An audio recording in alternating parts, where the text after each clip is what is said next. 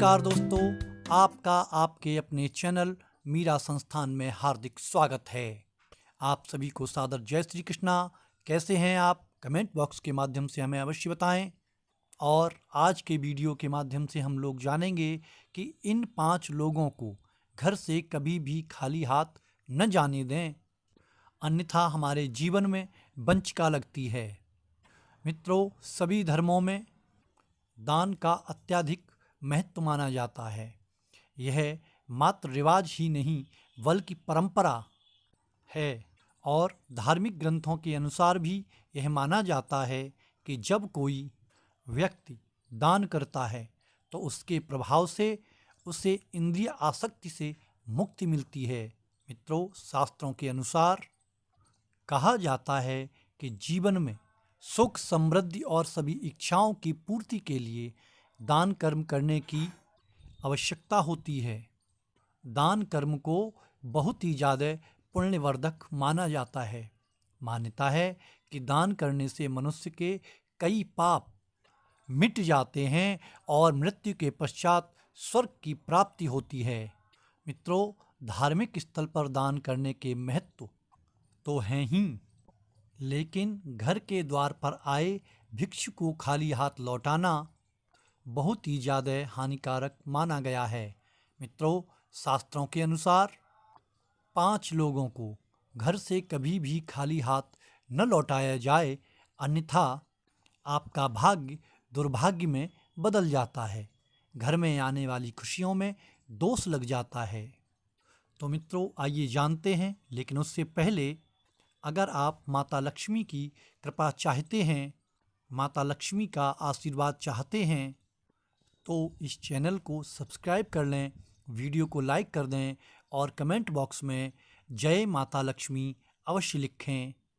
माता लक्ष्मी आपके सभी मनोरथ पूर्ण करेंगी और आपके भंडार धन धान्य से भर देंगी। मित्रों, आपका एक लाइक हमारी टीम को ऐसे धार्मिक वीडियोस बनाने के लिए प्रोत्साहित करता है, उनका मनोबल बढ़ता है। तो आइए वीडियो में आगे बढ़ते हैं और जान लेते हैं कि वो 5 लोग कौन कौन हैं। सबसे पहले बात कर लेते हैं किन्नर की। दोस्तों, यदि आपके घर, कार्यालय या फिर दरवाजे पर कभी भी कोई किन्नर मांगने आए तो उसे भूलकर भी खाली हाथ नहीं लौटाना चाहिए। ऐसा माना जाता है कि किन्नर को दान करने से कुंडली का बुध ग्रह का दोष समाप्त हो जाता है। ज्योतिष शास्त्र के अनुसार किन्नर को बुध ग्रह का प्रतीक माना गया है।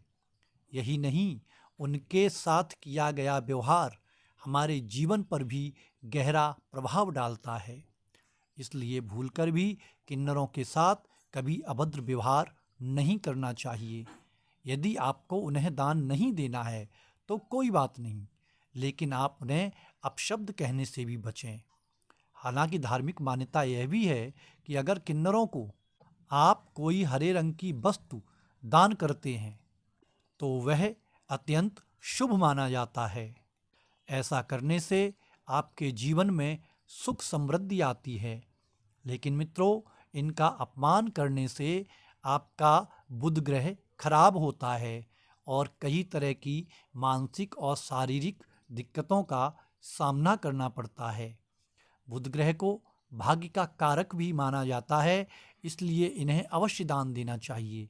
यदि संभव हो तो इन्हें हरे रंग के वस्त्र और हरे रंग की चीज़ें दान करें, इनका सम्मान करें, जिससे आपका बुध ग्रह मजबूत होगा और आपके जीवन में सुख समृद्धि सदैव बनी रहेगी।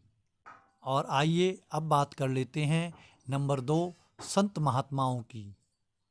दोस्तों, ज्योतिष शास्त्र के अनुसार अगर कभी भी आपके दरवाजे पर कोई भी संत महात्मा आए तो उनके साथ हमेशा शालीन व्यवहार करना चाहिए। उनसे यदि कुछ ज्ञान प्राप्त करना चाहते हैं तो ज़रूर प्राप्त करें और उन्हें यथाशक्ति जो भी आपको सम्मान स्वरूप दान करना है दान करें, उनके चरण स्पर्श करें और उनका आशीर्वाद प्राप्त करें, बजाय कि आप उन्हें अपने दरवाजे से खाली हाथ लौटाएं। मान्यता है कि अगर किसी के दरवाजे से कोई भी संत या महात्मा खाली हाथ जाते हैं तो उनके जीवन में सिवाय दुख और तकलीफ़ों के कुछ नहीं होता। इसलिए संत महात्माओं का कभी अपमान न करें और उन्हें अपने दरवाजे से कभी भी खाली हाथ न लौटाएं। अगर आप उन्हें दान न देना चाहें तो कोई बात नहीं, लेकिन उनके साथ भूल कर भी दुर्व्यवहार ना करें। ऐसा करने से आपका सूर्य कमज़ोर होता है और आपके जीवन में तरह तरह की कठिनाइयाँ आने लगती हैं। इसलिए कभी भी संत महात्माओं को अपने चौखट से खाली हाथ न जाने दें। आइए अब बात कर लेते हैं नंबर 3, दिव्यांगजनों की। मित्रों, जीवन में गांठ बांध लेना। अगर कभी भी आपके द्वार पर कोई भी दिव्यांग आपसे मदद मांगने आता है तो आपको उसकी मदद अवश्य करनी चाहिए। आप ज़्यादा मदद नहीं कर सकते तो यथाशक्ति उसकी मदद अवश्य करें। ज्योतिष शास्त्र के अनुसार ऐसे लोगों को शनि और राहु का प्रतीक माना जाता है। इन्हें दान करने से क्रूर ग्रहों का प्रकोप कम होता है। मित्रों, ज्योतिष शास्त्र में बताया गया है कि यदि कुंडली में शनि दोष है, जीवन में दुख तकलीफ़ें रहती हैं और बार बार बनते हुए कार्य बिगड़ते हैं, जीवन में आप सब कुछ ठीक कर रहे हैं लेकिन फिर भी कुछ भी सही नहीं हो पा रहा है, तो आप मानसिक और शारीरिक रूप से परेशान हैं। अत्यधिक मेहनत के बावजूद भी आपके जीवन में दुख तकलीफ़ें कम होने का नाम नहीं ले रहीं, तो ध्यान दें, कहीं आपने अपने दरवाजे से किसी ज़रूरतमंद को, किसी दिव्यांग को कहीं खाली हाथ तो नहीं लौटाया, या फिर किसी ऐसे व्यक्ति को जिसकी आवश्यकता आपकी एक ना से ज़्यादा थी, आपने उसके साथ दुर्व्यवहार तो नहीं किया। क्योंकि मित्रों, दिव्यांगजनों को राहु और शनिदेव का प्रतीक माना गया है। यही वजह है कि इन जातकों को कभी भी दरवाजे से खाली हाथ नहीं लौटाना चाहिए। मित्रों, आइए अब बात कर लेते हैं भिखारी की। यदि आपके दरवाजे पर कोई भिखारी आ जाए तो उसे भी कभी भी खाली हाथ नहीं लौटाना चाहिए। पैसे नहीं हैं तो कोई बात नहीं, आप यथाशक्ति उसके उपयोग में आने वाली वस्तु दान कर सकते हैं। अक्सर ऐसा देखा गया है कि दरवाजे पर या फिर किसी भी स्थान पर भीख मांग रहे लोगों को प्रायः लोग दुत्कार देते हैं या फिर उन्हें खरी खोटी सुनाते हैं। लेकिन धर्मशास्त्र की माने तो आप किसी को दान न करें तो कोई बात नहीं, लेकिन उसको दुत्कारना बहुत ही ज़्यादा खराब बात है। मान्यता है कि ऐसा करने से हमारे संचित पुण्य भी नष्ट हो जाते हैं। इसलिए धर्मशास्त्र के अनुसार कभी भी अपने दरवाजे से किसी भी मांगने वाले व्यक्ति को खाली हाथ नहीं लौटाना चाहिए। जो भी हमसे बन सके यथाशक्ति हमें उसे दान करना चाहिए। ऐसा करने से भगवान की कृपा सदैव हम पर बनी रहती है और हमारे घर में दुख तकलीफ़ें प्रवेश नहीं कर पाती। और आइए अब बात कर लेते हैं नंबर 5, घर की बेटी की। याद रखना दोस्तों, घर की बेटी अगर ससुराल से आए तो कभी भी उसका अपमान नहीं करना चाहिए। उसे अपनी इच्छानुसार जितना हो सके, यथाशक्ति जितना हो सके दान करना चाहिए। कुछ घरों में ऐसा होता है कि बेटी के आने पर घर के लोग उसके साथ लड़ाई झगड़ा, गाली गलौज आदि करने लगते हैं, उसका अपमान करने लगते हैं। दोस्तों, ऐसा करने से आपके घर में दरिद्रता का प्रवेश होता है।